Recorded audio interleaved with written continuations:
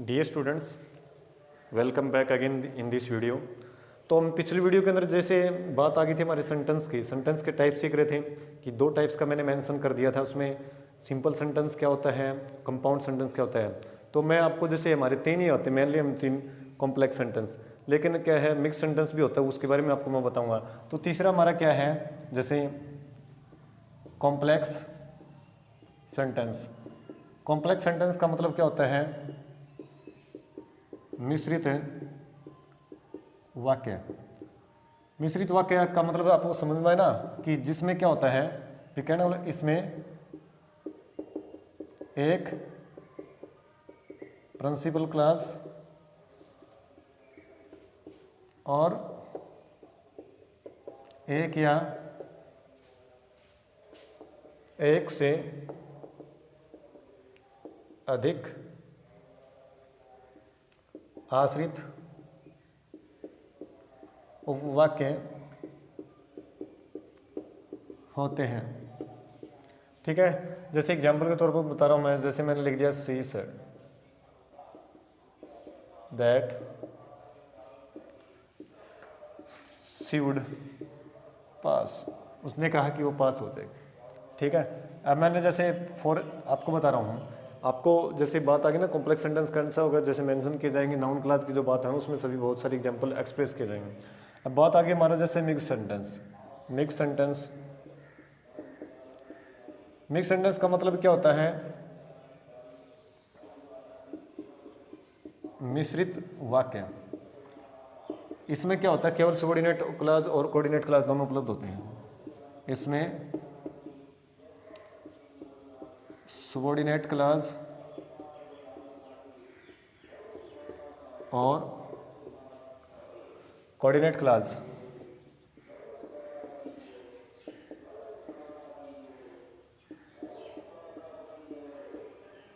उपलब्ध होते हैं। कहने में क्या है, दो ही क्लॉज होते हैं इसमें। तो आपको मैं जैसे बताऊं, यस जैसे मैंने लिख दिया यस एग्जाम्पल के तौर पे, भाई जैसे किसी व्यक्ति का नाम लिख दिया मैंने, अमन आज जोगिंदर। ठीक है, मैंने जोगिंदर को क्या कहा, to go back home and do your homework first. तो यहाँ पर क्या होगा, जैसे एंड से जुड़ा हुआ ना, हमने नियम तो एग्जाम्पल तो बहुत सारे हो सकते हैं, लेकिन आपको नियम कैच करना है। एंड से जुड़ा यस, तो आपको पता चल गया एंड से कम्युनिटी कंजंक्शन है जो दो वाक्यों को सीधा सीधा जोड़ती है। तो यहाँ पर आपको पता चल गया कि कौन सा हो गया, ये हो गया आपका कोऑर्डिनेट क्लॉज। ठीक है, और ये हमारा कौन सा, सबऑर्डिनेट क्लॉज। क्लियर। तो ये आपको पता चला मिक्स सेंटेंस और कॉम्प्लेक्स सेंटेंस में डिफरेंस क्या होता है। कॉम्प्लेक्स सेंटेंस में तो आपको एक प्रिंसिपल क्लॉज, ठीक है, और एक या एक से अधिक सबऑर्डिनेट क्लॉज आ सकते हैं, लेकिन इसमें ऐसा नहीं होता। मिक्स सेंटेंस के अंदर इसमें क्या आता है, दो ही क्लॉज मिलेंगे आपको, सबऑर्डिनेट क्लॉज और कोऑर्डिनेट क्लॉज। क्लियर, ये याद रखने वाली बात है। अब बात हमारे लिए क्या है, मैं जो एग्जाम में आता है आपका सबऑर्डिनेट क्लॉज आता है और इसके पार्ट आते हैं, जो मैंने तो बहुत सारे डीपली बता दिया स्टार्टिंग से ही। तो लेकिन हमारे एग्जाम में केवल कौन सी बात आती है, हमारे जैसे एग्जाम में आती है बात है जैसे सबऑर्डिनेट क्लॉज,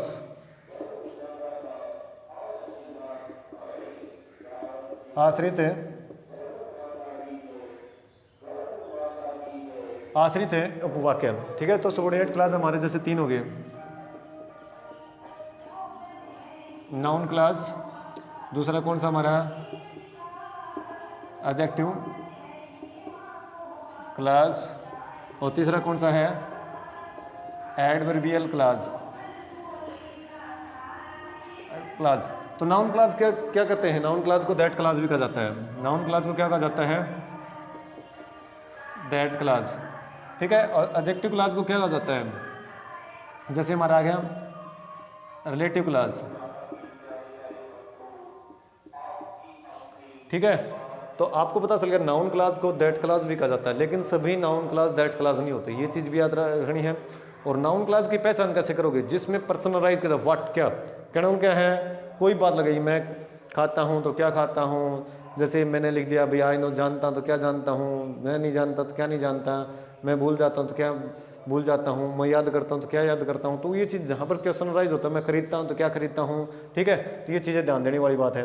उसको नाउन क्लास कहा जाता है। रिलेटिव क्लास को एडजेक्टिव क्लास है ना, उसी को क्या कहा जाता है, रिलेटिव क्लास। और एडवर्ब क्लास कौन सा होता है, जो प्रिंसिपल क्लास में जो क्रिया यूज होती हैं, जो जैसे विशेषण की बात आके एडजेक्टिव यूज होते हैं, वो भी यूज होती हैं, ठीक है। उसको क्वालिफाई करता है, कहने का मतलब उसके बारे में उसके बारे में क्या है विशेषता बताता है, उसी को हम क्या बोलते हैं, क्रिया विशेषण, विशेषणीय क्लास के तौर पे बोला जाता है एडवर्ब क्लास इसको।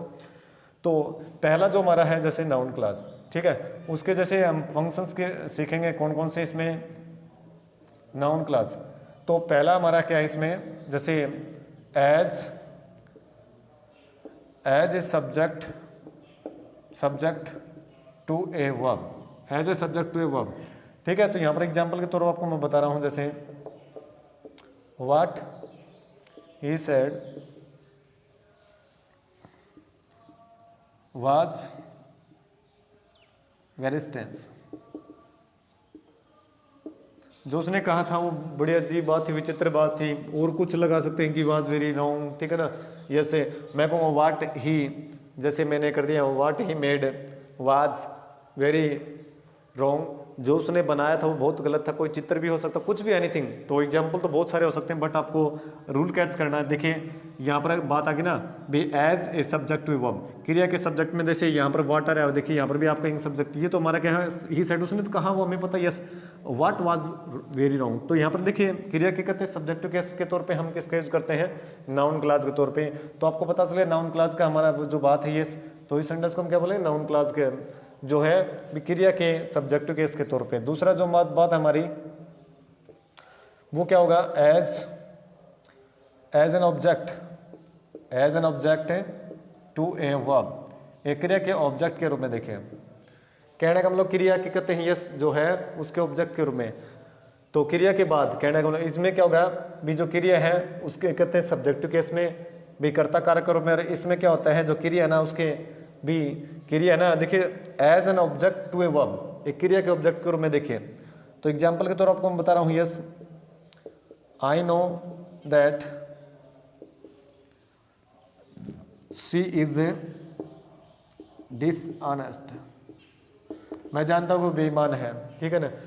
तो मैं जानता हूँ वो नटी है, कुछ भी हो सकता है। मैं कहूँगा मैं जानता हूँ कि वो क्लीवर है, चतुर है, चालाक है, ठीक है। तो बहुत सारी बातें हैं। देखिए क्रिया के ऑब्जेक्टिव केस में हम किसका यूज करते हैं, नाउन क्लास का यूज करते हैं। लेकिन सभी नाउन क्लास कहते हैं जैसे दैट क्लास है, सभी दैट क्लास नाउन क्लास नहीं होते, यस क्लियर। तो अगली जो बात है वो आपको बताने जा रहा हूँ, इसमें देखिए आपको बात आगे, जैसे हमारा तीसरा जो बात है नाउन क्लास के जैसे फंक्शंस हैं, उनके जो पार्ट हैं वो आपको मैं बता रहा हूँ।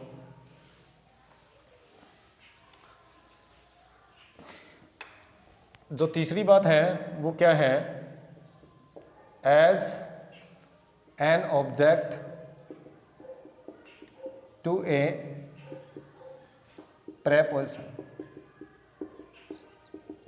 अब प्रेपोजिशन की कहते हैं, देखिए एज एन ऑब्जेक्ट के रूप में, देखिए टू ए प्रेपोजिशन है ना, उसके ऑब्जेक्ट के रूप में हम नाउन क्लास का प्रयोग करते हैं। देखिए अब मैं कहूँ यहाँ पर कैसे की बात आ गई, जैसे एग्जाम्पल के तौर पे बता रहा हूँ आपको मैं कि I was surprise at what, जैसे मैं कहूँगा व्हाट ही, या व्हाट आई सा, मैं ले सकता हूँ खुद व्हाट आई सा, जो मैंने देखा, व्हाट ही सेड, जो उसने कहा उस बात को लेकर मैं चौंक गया, कुछ भी हो सकता है। यस जैसे मैं यहाँ पर कहूँगा लिसन टू व्हाट आई से, लिसन टू व्हाट आई से। तो यहाँ पर भी देखिए प्रेपोजिशन उसके ऑब्जेक्ट में हम किसका यूज करते हैं, नाउन क्लास का। तो लेकिन आपको बताया था कि सभी दैट क्लास नाउन क्लास नहीं होती, ये चीज़ भी याद रखनी है हमेशा, लिसन टू व्हाट आई से, क्लियर। तीसरी जो चौथा हमारा जो नियम है, जैसे इसमें नाउन क्लास का जो पार्ट है वो क्या है, as a complement to verb, as a complement to a verb, as a complement to a verb. अब कैसे करेंगे, देखिए एक क्रिया के कहते हैं, एक एज ए कंप्लीमेंट होते हैं पूर्वक के रूप में, टू ए वर्ब होते हैं क्रिया के। एक क्रिया के पूर्वक के रूप में कैसे, अब मैंने एग्जाम्पल के तौर पे आपको लिख रहा हूँ, life is what we make it, ठीक है ना। Life is what we make it, जिंदगी वो होती है जो हम बनाते हैं, जैसे हम संघर्ष करते हैं उसे कहा जाता है कि life is what we make it. Clear, ये चीज़ें ध्यान देने वाली हैं। अब जैसे मैं और भी एग्जांपल जैसे लिख सकता हूँ, द फैक्ट इज दैट, तथ्य यह है कि the earth is round, earth is round. The fact is that the earth is round. Clear, ये चीज़ें ध्यान देने वाली बात है। अब जैसे पांचवी बात आगे हमारी कौन सी है, अब जैसे मैं यहाँ पर कहूँगा इन अपोजिशन टू, अब जैसे मैंने लिख दिया इन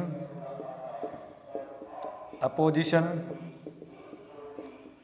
टू द सब्जेक्ट, ठीक है। इन अपोजिशन कह रहा हूँ सब्जेक्ट के पास आकर के उसका विस्तार से बताने के लिए। देखिए, तो मैं एग्जांपल के तौर पर आपको बता रहा हूँ इसी बात को लेकर, जैसे मैं बता द फैक्ट दैट, तो मैंने लिख दिया इसी को लेकर चला हूँ, the fact that the earth is round, ठीक है, इज ट्रू। अब यहाँ पर देखिए क्या बात आ गई, जैसे बात आई ना द फैक्ट दैट, और इसमें कहते हैं द फैक्ट इज दैट।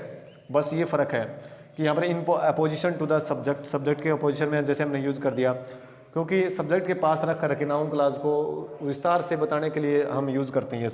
रही बात, मैं और भी बात ले सकता हूँ, जैसे बात आ गई भी जैसे द ट्रूथ इज़ दैट, जैसे मैं और भी बात लगा और यूज़ कर सकता हूँ।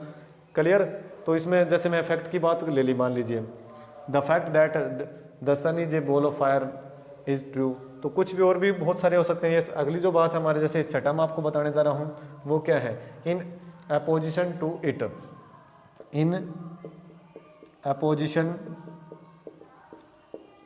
To it.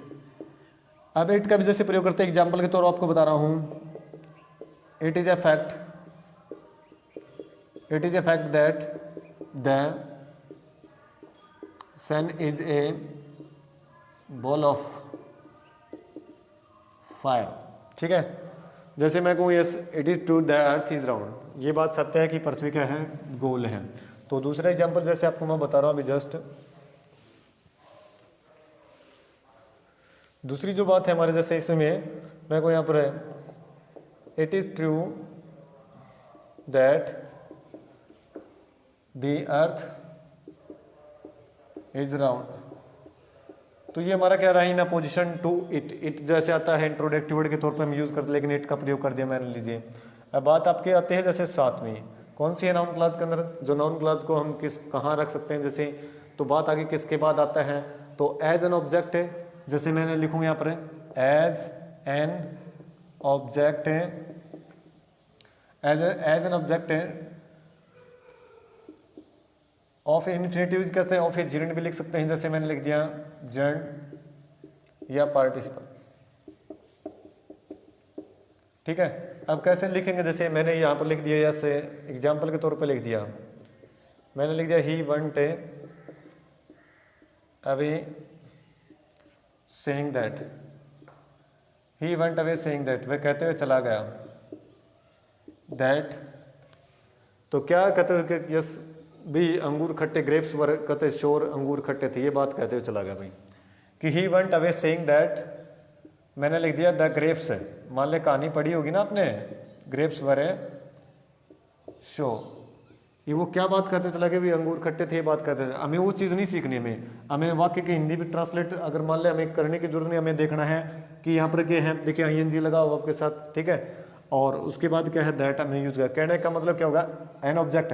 अब जिरंड की बात आई, जिरंड क्या होता है, जिरंड जिसे कहते हैं भी याद रखना, एक क्रिया जो नाउन का भी गुण रखती हो और क्रिया का भी कहते हैं। मैं कहूँगा swimming is a good exercise, ठीक है, जैसे बात कर दी मैंने यस, और जैसे मैं आपको बताऊंगा अभी जैसे सिंग इज बिलीविंग की बात आ गई, ठीक है, आया ना समझ में आपको। तो जैसे playing cricket is a good hobby, और बहुत सारी बातें हैं जैसे सपो दैट। तो यहाँ पर क्या होगा, जैसे हमें पता चल गया भी पार्टिसिपल के तौर पर, पार्टिसिपल क्या होता है, प्रेजेंट पार्टिसिपल क्या होता है, पास्ट पार्टिसिपल वर्ब की थर्ड फॉर्म को पास्ट पार्टिसिपल कहा जाता है, वर्ब की फर्स्ट फॉर्म के साथ आइन लगता है उसको प्रेजेंट पार्टिसिपल कहा जाता है, जिसको वर्ब की फोर्थ फॉर्म कहा जाता है। याद रखने वाली बात है, क्रिया की फर्स्ट फॉर्म के साथ आइन से लगता है तो प्रेजेंट पार्टिसिपल कहलाएगा और उसको क्रिया की फोर्थ फॉर्म कहा जाता है। याद रखने वाली बात है लाइफ में ये। तो यहाँ पर अवे था देखिए, तो उसके बाद हमने क्या है, जैसे हम जेंड का यूज़ किया और उसके बाद हमें क्या है ऑब्जेक्ट के रूप में हम किसका यूज़ कर दिया, दैट क्लास का। और कहने का मतलब क्या है, ये नाउन ही क्लास है लेकिन इसको दैट क्लास भी कहा जाता है। यस, ठीक है। रही बात जैसे बात आगे हमारी और भी, जैसे मैं आपको एग्जांपल लिख सकता हूँ, जैसे मैं कहूँ यस ही बिलीव्ड की बात करते, ही believed in enjoying that he could get. तो ये भी बात आगे, जैसे हमारी बात आगे प्रेजेंट, जैसे पार्टिसिपल भी बोल सकते हैं और जेंड भी बोल सकते हैं, उसके ऑब्जेक्ट के रूप में हम किसका यूज़ करते हैं, नाउन क्लास का। तो ये हमारा नाउन क्लास है लेकिन उसको दैट क्लास भी बोल सकते हैं, कोई कंडीशन नहीं हमारे लिए। रही बात हमारी लास्ट जो बात है इसमें 8वीं है, वो कौन सी है, बात आगे जैसे as an object of a infinitive. Infinitive क्या होता है, जैसे टू इन्फिनेटिव का यूज़ किया जाता है ना, तो इन्फिनेटिव 3 प्रकार के, जिरेंड आगे, पार्टिसिपल की बात आगे हमारा जैसे, और टू इन्फिनेटिव आता है बेर इन्फिनेटिव। तो आपको याद रखने वाली बात है, आपका 8वां जो पॉइंट है वो क्या है, एज एन ऑब्जेक्ट,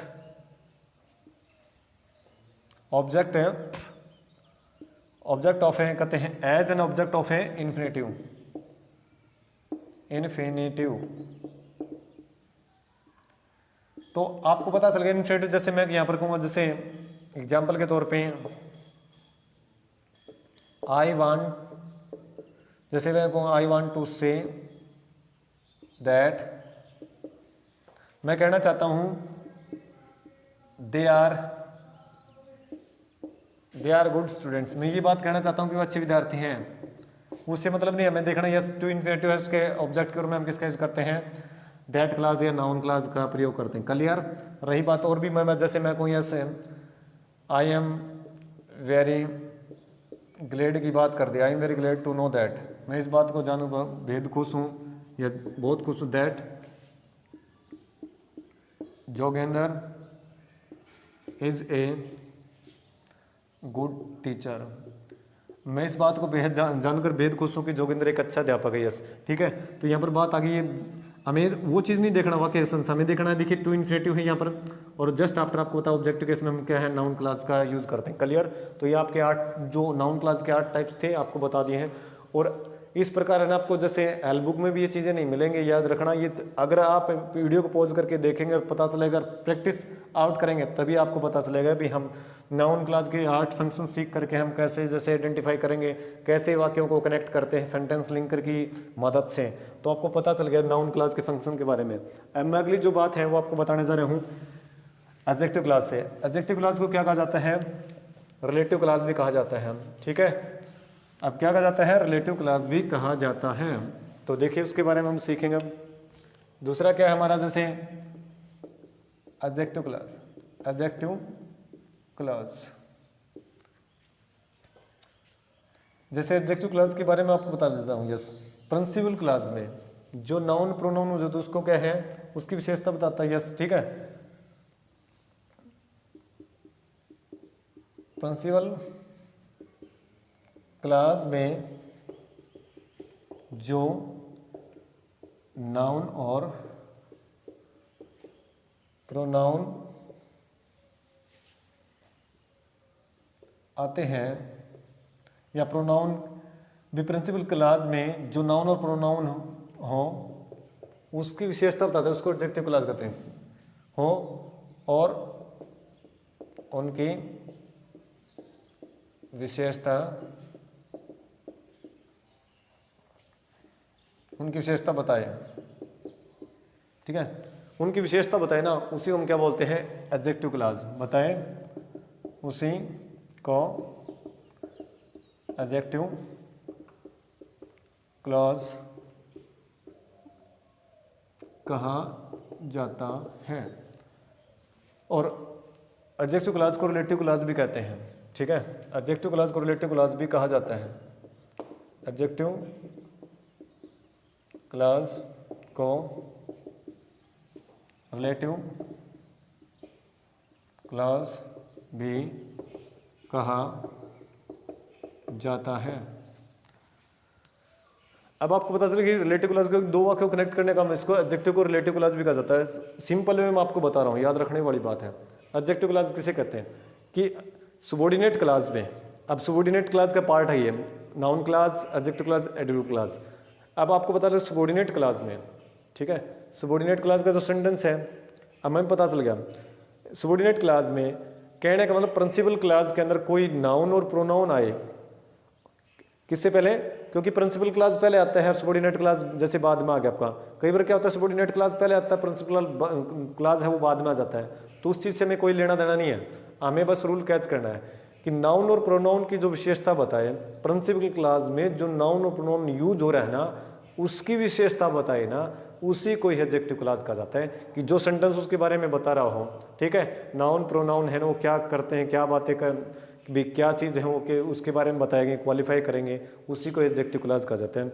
अब जैसे मैंने एग्जांपल के तौर पर आपको बता देता हूँ, क्योंकि याद रखना बिगिनिंग के जो है ना रिलेटिव, जैसे बात आ गई हमारे एडजेक्टिव क्लॉज की बिगिनिंग किससे होती है, कई बार रिलेटिव प्रोनाउन से भी होती है। कौन से, हु है, हुज है, हुम है, विच है, दैट है, ये रिलेटिव आपके प्रोनाउन कहलाते हैं। जब बिगिनिंग होती है एडजेक्टिव क्लॉज गिन से बिगिनिंग होती है, तो ये क्या कहलाएंगे, रिलेटिव प्रोनाउन कहलाएंगे उस दफ़ा, ठीक है। बात आती है जैसे हमारे रिलेटिव एडवर्ब्स के तौर पे आते हैं, तो वो कौन से होते हैं, हाउ की बात आ गई, वाई की बात आ गई, ठीक है, जैसे वैन की बात आती है हमारी, तो ये हमारे कौन से होगी, वेयर की जब जैसे बात आती है तो ये हमारे क्या होगी, जैसे एडवर्ब का काम करते हैं रिलेटिव एडवर्ब्स के तौर पे जब बिगिनिंग होती है क्लियर भी एडजेक्टिव क्लॉज के अंदर। तो आपको मैं बता रहा हूँ, जैसे एग्जांपल के तौर पे भी मैं कहूँगा जैसे 15 अगस्त वाज द डे, ठीक है ना, तो was the day when India was freed की बात आ गई, ठीक है, तो वहाँ पर बात आ गई जब वक्त की बात है ना, 15 जो क्या था, 15 अगस्त का दिन था, 15th, जैसे मैंने बोल दिया 15 August was the day when India got freedom, कि 15 अगस्त वो दिन था जब भारत को आज़ादी मिली थी, ठीक है, आया ना समझ में आपको। तो ये चीज़ें होती हैं। एग्जाम्पल के तौर पे मैं लिखूंगा, जैसे भी कोई स्थान के बारे में लिख दिया, जैसे मैं को इट इज़ द प्लेस की बात कर दी, मान लीजिए मैं इट इज़ द प्लेस, ठीक है, where I stayed, it is the place where I stayed last year, ये वही तो जगह है जिस पिछले साल मैं ठहरा था, ठीक है ना, it is the place where I stayed last year. तो यहाँ पर देखिए ये स्थान है, उसको क्वालिफाई कर रहा है वेयर है, देखिए तो ये किसका काम करता है, आपको मैंने बताया था बिगिनिंग एंड वेयर से है, और स्थान के बारे में तो हमारे जैसे ये एडवर्ब का काम करता है, प्रोनाउन कौन सा होता है वो भी बताया था आपको, और रिलेटिव एडवर्ब कौन से होती है वो भी आपको मैंने बता दी है। तो ये कौन सा होगा हमारे, आपको पता चल गया कि ये हमारा एडजेक्टिव जैसे क्लॉज कहलाएगा, क्योंकि प्रिंसिपल क्लॉज के अंदर जो नाउन यूज हो रहा है ना उसको क्वालिफाई करते हैं, ये चीज़ें ध्यान देने वाली बात है, क्लियर। रही बात जैसे मैं कहूँगा कोई बात लगा, जैसे मैं कहूँगा ही इज द बॉय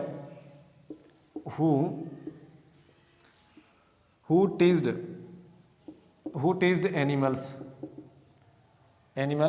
ठीक है ना, लास्ट वीक। अब मैं वर्तमान बता रहा हूँ, मैंने अभी देखा मेरे सामने, तो मैं कहूँगा ही इज द बॉय, ये वही तो लड़का है, who teased animals last week, जिसने पिछले सप्ताह जानवरों को सताया था, जानवरों को परेशान किया था, ठीक है। तो आजकल नटखट बच्चे होते हैं वो क्या करते हैं, टीज भी करते हैं भाई, सताना, परेशान करना, तंग करना, ठीक है। तो he is the boy who teased animals last week, clear. तो ये चीज़ें ध्यान देने वाली बात है। जैसे तो यार द बॉय आ गया तो हु से जैसे मैं कहूँगा, अब हु क्या है मोस्टली नहीं बता पाते हैं, भाई कहेंगे ये तो करेक्टर का काम करता है, सेंटेंस लिंकर का काम करता है, कंजंक्शन का काम करता है, सभी को पता है कंजंक्शन है, सभी को पता है जुड़ रहा है वाक्यों को।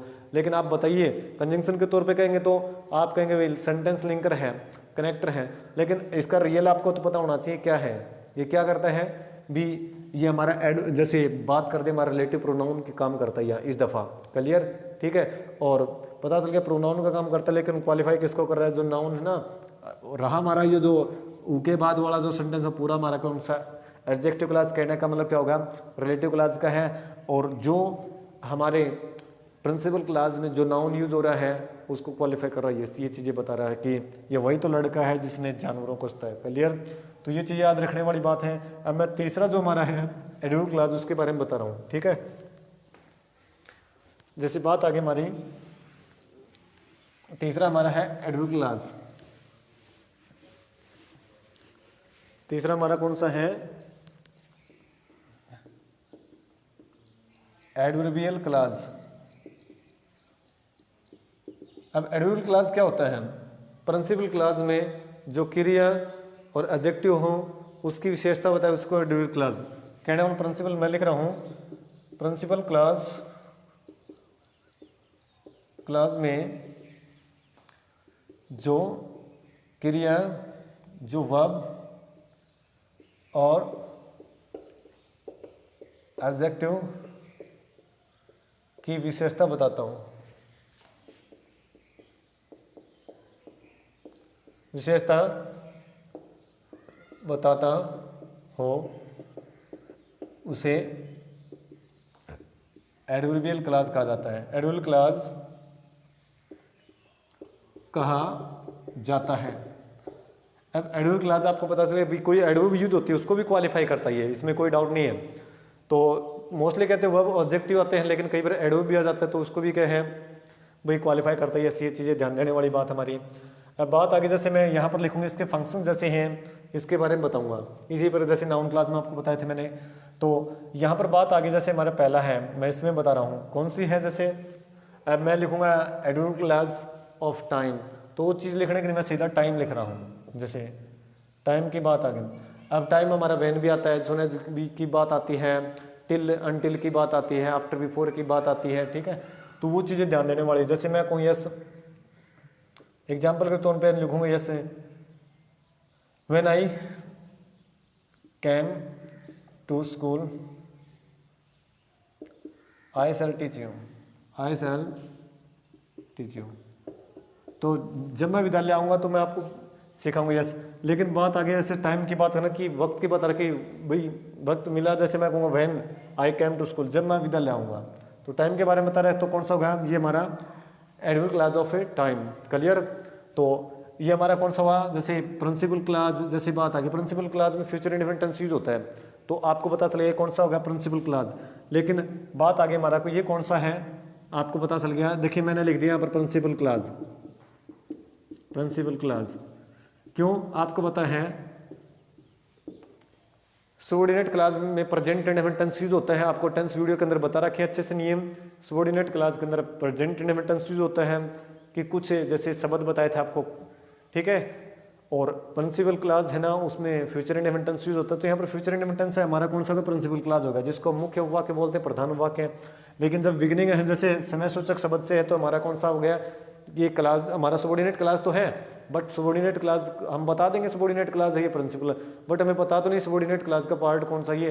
तो ये एडवर्बियल क्लास ऑफ टाइम की बात आ गई। तो ये जैसे टाइम के बारे में बता रहे तो यहाँ पर कौन सा होगा भाई सबऑर्डिनेट क्लास, मैंने लिख दिया सबऑर्डिनेट क्लास। लेकिन सबऑर्डिनेट क्लास है, लेकिन आपको पता होना चाहिए कौन सा है भी जो टाइम को एक्सप्रेस कर रहे हैं, adverbial class of time. Clear? Subordinate class के अंदर कौन सा है, एडवर्बियल क्लास ऑफ टाइम। रही बात जैसे हमारी दूसरी बात है हमारी जो आपको बताने जा रहा हूँ कि जैसे बात आगे हमारी रीजन की आते हैं, कारण की आवाज़ आती है या पर्पज़ की आ जाती है, कुछ भी लगा लीजिए। जैसे मैंने पर्पज़ की या ये तो हमारा एक वहन की बात नहीं है, एज सुन एज की हम आपको बोल के बता रहा हूँ। एज सुन एज की बात आगे मैं कहूँ as soon as the teacher comes to our class students will stand to respect him. जो ये अध्यापक हमारी कक्षा में गए बच्चे है ना उसके आदर करने के लिए, सम्मान करने के लिए खड़े हो जाएंगे। यस, तो बहुत सारी बातें हैं। मैं कहूँगा एज सुन एज, मैं कहूँ as soon as he will come, as soon as he comes here I shall beat him. जो ही वही आएगा मैं उसको बैठूंगा। तो बहुत सारे जैसे तो ये समय के बारे में बताएगा। टिल अनटिल की बात आ गई तो मैं कहूँगा जैसे टिल हो या अनटिल हो कि यू शैल, जैसे मैंने कर दिया you will not go there until I permit you for it, ठीक है। मैं कहूँ you will not play any game until I permit you for it, ठीक है। इसके लिए मैं अगर आपको इजाज़त ना दूँ ना तो आप कह कोई जो खेल है नहीं खेलेंगे। तो समय से जो बातें हैं ना वो बहुत सारी हैं, आपको मैंने बता दी। जैसे टाइम से रिलेटेड बात आ गई ना, बट आपको जो नियम कैच करना है कि क्या होगा जब टाइम की बात आ गई तो हमें कौन सी बात यूज़ करनी पड़ेगी।